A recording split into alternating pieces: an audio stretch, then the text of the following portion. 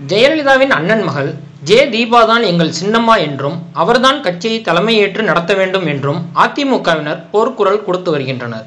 ஜெயலலிதா மறைவை அடுத்து சசிகலா தான் அடுத்த பொதுச் செயலாளர் ஆக வேண்டும் என்று அமைச்சர்களும் மாவட்ட செயலாளர்களும் கூறி வரும் நிலையில் ஏராளமான தொண்டர்களால் சசிகலாவை தங்கள் தலைவராக ஏற்றுக்கொள்ள முடியவில்லை.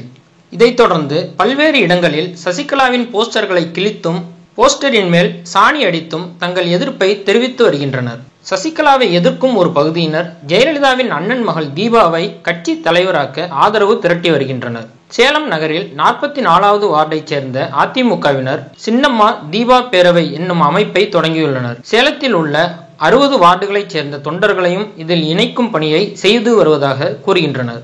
இதுகுறித்து அவர்கள் கூறுகையில், 72 நாட்கள் ஜெயலலிதா அப்பல்லோவில் இருந்தபோது நடந்ததை வெளியிடாத சசிகலாவை ஏற்க மாட்டோம் என்றும் சசிகலாவின் குடும்ப ஆதிக்கத்தை அறவோடு வெறுப்பதாகவும் தெரிவிக்கின்றனர். மேலும் ஜெயலலிதாவின் இரத்த உறவான தீபாவின் உருவமும் குரல் வளமும் ஜெயலலிதா போன்றே இருப்பதாகவும் அவரே கட்சியை தலைமையேற்று நடத்த வேண்டும் என்றும் கூறி வருகின்றனர்.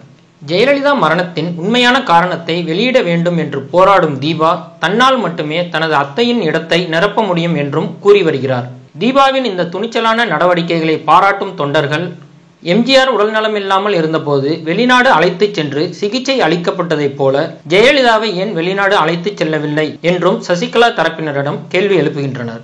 சேலத்தை தொடர்ந்து அலங்காநல்லூர் அருகிலுள்ள தண்டலை, குளித்தலை, கல்லடை, திருவெற்றியூர், பள்ளத்தூர் ஆகிய ஊர்களிலும் அதிமுக தொண்டர்கள் தீபாவிற்கு ஆதரவாக போஸ்டர்கள் ஒட்டி வருகின்றனர். அண்ணா, எம்ஜிஆர், ஜெயலலிதா வரிசையில் தீபாவின் படத்தை வைத்து அடித்திருக்கும் போஸ்டரால் பெரும் பரபரப்பு ஏற்பட்டுள்ளது.